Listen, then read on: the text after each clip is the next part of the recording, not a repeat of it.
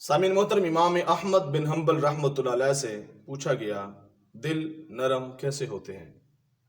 دل نرم کیسے ہوتے ہیں؟ تو امام احمد بن حنبل رحمۃ اللہ علیہ نے فرمایا حلال کھانے سے دل نرم بھی ہوتے ہیں اور حلال کھانے سے دل منور بھی ہوتے ہیں۔ حضرت سیدنا عبداللہ بن مبارک رحمۃ اللہ علیہ آپ اکثر فرمایا کرتے تھے، لوگوں میرے نزدیک ایک مشتبہ درہم کو اس کے اصلی مالک کے پاس پہنچانا 1,00,000 درہم خرچ کرنے سے زیادہ افضل عمل ہے۔ مشتبہ مال کو اپنے پاس رکھنا، فرمایا کہ اپنے اعمال کو برباد کرنے والی بات ہے۔ فرمایا ایک بندہ 1,00,000 صدقہ پیش کرتا ہے، 1,00,000 صدقہ، لیکن دوسرا بندہ کسی کا 1 روپے جو اس نے دبا رکھا ہے وہ اس کو واپس کر دیتا ہے، اس مال سے بچ جاتا ہے۔ فرمایا 1,00,000 صدقہ کرنے سے وہ عمل زیادہ بہتر ہے۔ امام احمد بن حنبل رحمۃ اللہ تعالیٰ ایک دفعہ جب مکہ مکرمہ تشریف لے کر گئے تو آپ کا زادیرہ ختم ہو گیا۔ آپ ایک سبزی فروش کے پاس گئے اور آپ نے ایک برتن جو آپ کے پاس تانبے کا تھا بطور گروی اس کو دے کر کہا کہ بھی مجھے سبزی دے دو، جب میرے پاس پیسے آئیں گے، درہم آئیں گے، میں آپ کو واپس کر کے اپنا برتن لے لوں گا۔ چند دنوں کے بعد جب آپ دوبارہ اس دکان پر تشریف لے کر گئے تو آپ نے فرمایا کہ بھائی میرا برتن مجھے واپس کرو، یہ آپ کے درہم۔ اس نے سبزی فروش نے 1 کی بجائے 2 برتن آپ کی بارگاہ میں پیش کر دیے۔ آپ نے فرمایا میرے تو 1 برتن ہے۔ فرمایا نہیں جی، دراصل آپ کے برتن کی طرح میرا ایک اور برتن ہے، یہ آپس میں مکس ہو گئے، مل گئے ہیں، پتہ نہیں چل رہا کہ میرا کون سا اور آپ کا کون سا ہے، لہٰذا جو آپ کا وہ آپ لے لیں۔ امام احمد بن حنبل رحمۃ اللہ نے فرمایا کہ میرے پاس بھی کوئی نشانی نہیں ہے کہ میرا برتن کون سا ہے، لہٰذا اب جو کہ معاملہ مشتبہ ہو گیا ہے، معاملہ مشکوک ہو گیا ہے، لہٰذا برتن بھی آپ رکھ لو اور درہم بھی آپ رکھ لو کہ مشتبہ مال میں استعمال نہیں کر سکتا۔ تو سبزی فروش نے کہا حضرت جی مجھے معاف کر دیں، میں نے آپ سے ایک مذاق کیا تھا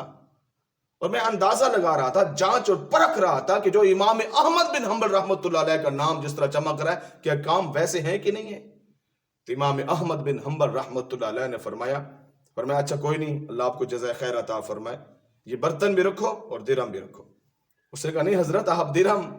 دے رہے ہیں تو برتن لے لو۔ فرمایا چونکہ ہماری زبان سے الفاظ نکل گئے ہیں کہ برتن بھی تیرے درہم بھی تیرا، اب لہٰذا اس مال کو لینا ہمارے لیے درست نہیں ہے۔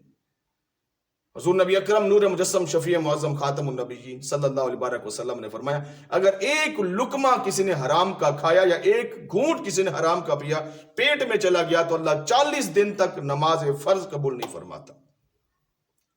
رزق حلال انتہائی ضروری ہے، کمائیں حلال، کھلائیں حلال، اولاد کی پرورش بھی حلال پر ہو تو پھر اولاد کبھی نافرمان نہیں ہوگی۔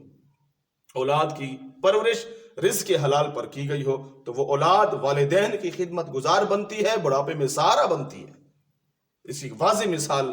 اور جو اولاد رزق حلال سے پلتی ہے وہ بہادر بھی بنتی ہے، فرما بردار بنتی ہے، بزدل نہیں ہوتی، پیٹھ دکھانے والی بھی نہیں ہوتی۔ افغانستان کے بہت بڑے بادشاہ گزرے ہیں، بڑا نام ہے، بڑے دیندار بادشاہ تھے، کاش کہ ایسے بادشاہ اب اللہ ہمیں نصیب فرما دے۔ امیر دوست محمد خان رحمت اللہ علیہ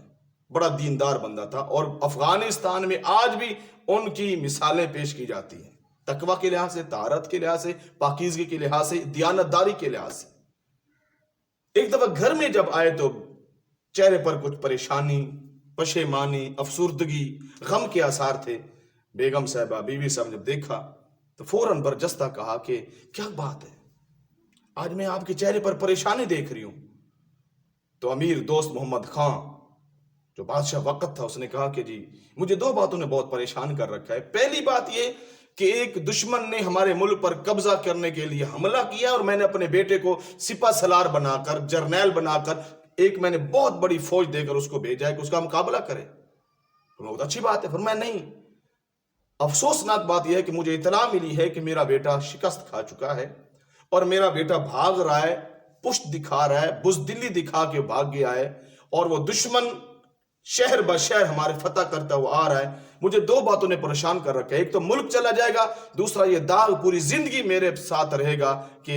امیر دوست محمد خان کا بیٹا بزدل نکلا، شکست اس نے کھائی ہے۔ جب یہ باتیں امیر دوست محمد خان اپنی بیوی سے کر رہے ہیں تو بیوی فوراً کہتی ہے آپ کی دونوں باتیں جھوٹی ہیں، میں نہیں مانتی، غلط ہے، میرا بیٹا شکست نہیں کھا سکتا، اور میرا بیٹا بزدل، ہاں شہید ہو جائے تو اور بات ہے ورنہ پیٹھ نہیں دکھائے گا۔ تو امیر دوست محمد نے کہا کہ یہ کیسے آپ کہہ رہی ہو؟ مجھے بڑے وثوق سے سرکاری سطح پر جو تحقیق کی گئی ہے اس ذریعے سے مجھے پتا چلا ہے کہ ہماری فوج ہار چکی ہے، میرا بیٹا پیٹ دکھا کے بھاگ رہا ہے۔ تو بیوی کہتی ہے کہ نہیں،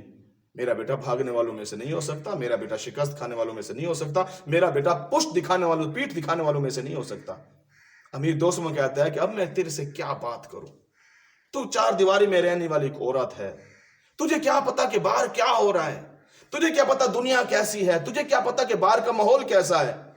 اس نے کہا آپ کی بات بالکل درست ہے، لیکن یہ بات پکی ہے کہ میرا بیٹا شکست بھی نہیں کھا سکتا اور میرا بیٹا دوڑ بھی نہیں سکتا، پشت بھی نہیں لگ سکتا، بھاگ بھی نہیں سکتا۔ اس نے کہا میں کیا کروں؟ واپس اپنے فوجوں کے پاس جب گیا، اپنی فوج کے پاس جو وہاں پہ موجود تھی، میں کوئی اطلاع ملی تو فوراً جناب والا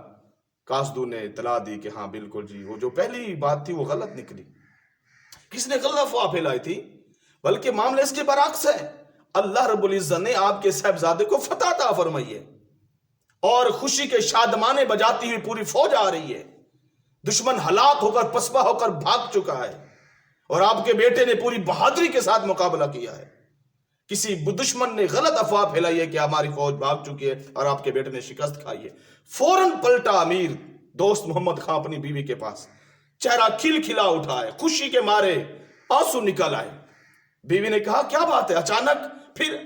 واپس آ گئے اور آپ کے چہرے پر تو اب خوشی کے آثار ہیں؟ تو پھر امیر دوست محمد نے کہا کہ آپ کی بات بالکل درست ہے، دراصل کسی نے غلط افواہ دی تھی کہ ہمارے بیٹے کو شکست ہو گئی ہے، ہماری فوج جناب بکھر گئی ہے۔ بالکل بات درست ہے، آپ کی بات سچی ہے، تم نے جو بات کی تھی وہ سچی ہے، لیکن ایک بات بتا، اتنے وثوق سے تم نے کیسے کہہ دیا کہ تیرے بیٹے نے شکست نہیں کھائی اور تیرا بیٹا کبھی بزدل نہیں ہو سکتا؟ امیر دوست محمد بادشاہ وقت کی بیوی کہتی ہے، بادشاہ وقت ہے جناب، یہ ذرا غور کرنا، بادشاہ وقت کی بیوی کہتی ہے بات یہ ہے کہ جب یہ میرا بیٹا میرے شکم میں آیا تھا تو میں نے رب سے عہد کیا تھا، مولا میں اپنے بیٹے کو کبھی بھی وہ غذا نہیں دوں گی یا وہ غذا میں خود نہیں کھاؤں گی جو اس کا جزء بدن بنے، جو مشتبہ ہو، جو حلال نہ ہو۔ فرمایا کہ میں نے 9 مہینے تک وہ غذا کھائی ہے جو بالکل اتھینٹک 100% حلال تھی۔ فرمایا کہ تم کیسے کہہ سکتی ہو؟ فرمایا کہ جو آپ کا وظیفہ آتا ہے میں نے استعمال نہیں کیا، جو حکومت کی طرف سے ہمیں انواع اقسام کی چیزیں ملتی ہیں میں نے وہ کبھی استعمال نہیں کی، میں جو اپنے ہاتھ سے جو دستکاری کرتی ہوں، جو ٹوپیاں بناتی ہوں، باقی چیزیں بناتی ہوں، وہ میں نے خادم و نوکر سے کہا کہ وہ جا کر بیچا کرے، اس سے جو پیسے ملتے تھے وہ میں نے اپنے بطور غذا کے استعمال کی ہے۔ یعنی 9 مہینے تک میں نے اپنے بیٹے کو حلال ہی کھلایا ہے، 9 مہینے تک جو اس کا جزو بدن بنا ہے وہ حلال کی کمائی سے بنا ہے۔ اور میں اچھا یہ بات ہے، اتنے بڑا راز چھپا کے رکھا۔ اور میں جب میرا بیٹا پیدا ہوا پھر میں نے رب سے ایک اور عہد کیا، مولا جب تک یہ میرا بیٹا 2 سال تک دودھ پیے گا میں کوئی مشتبہ چیز، کوئی ایسی چیز استعمال نہیں کروں جس میں شک و شبہ ہوگا۔ اور میں کہ 2 سال تک میں نے اپنے کھانے کا بھی خیال رکھا، اپنے پینے کا بھی خیال رکھا، اور پھر کہا کہ میرے سرتاج مجھے یقین کامل تھا جس کی رگوں کے اندر رزق حلال ہے، جس کی رگوں کے اندر رزق حلال کی غذا جو ہے وہ پرورش کے ذریعے گویا کہ اس کے خون میں رچ بس گئی ہے، وہ بیٹا بہادر تو بن سکتا ہے، بزدل نہیں ہو سکتا، وہ پیٹھ دکھا نہیں سکتا، لوگوں کی پیٹھیں بچھاڑ سکتا ہے، وہ دشمن کو دوڑا تو سکتا ہے، خود نہیں دوڑ سکتا۔ فرمایا کہ اس لیے مجھے یقین کامل تھا کہ میں نے اپنے بیٹے کو حلال کھلایا ہے، حلال پلایا ہے، اور جو حلال کھانے اور پلانے والے ہوتے ہیں وہ بزدل نہیں ہوا کرتے، وہ بزدل نہیں ہوا کرتے، جو حلال کھانے اور کھلانے اور پینے اور پلانے والے ہوتے ہیں بزدل نہیں ہوا کرتے۔ اس کی عظیم مثال ہمارے اس دور جدید کے اندر امیر المجاہدین حضرت علامہ شیخ الحدیث علامہ خادم حسین رضوی رحمۃ اللہ تعالی علیہ کی ذات والا صفات ہے کہ آپ نے پوری زندگی بھی حلال کھایا، حلال اپنایا، حلال کھلایا،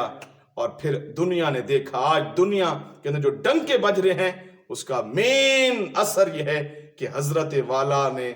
کی جو تربیت کی گئی تھی وہ رزق حلال سے کی گئی تھی۔ ہم بھی کوشش کریں اپنی اولاد کو حلال کھلائیں، حلال پلائیں۔ وہ جی گزارا نہیں ہوتا، گزارا ہو جاتا ہے، کوشش تو کریں، آپ رزق اللہ رب سے مانگے تو صحیح، مولا ہمیں رزق دے اور حلال دے اور برکت والا دے۔ نبی اکرم نور مجسم شفیع معظم صلی اللہ علیہ وسلم میرے آقا نے فرمایا جب بھی رب سے مانگو، رزق مانگو، حلال مانگو اور برکت والا مانگو۔ اللہ پاک مجھے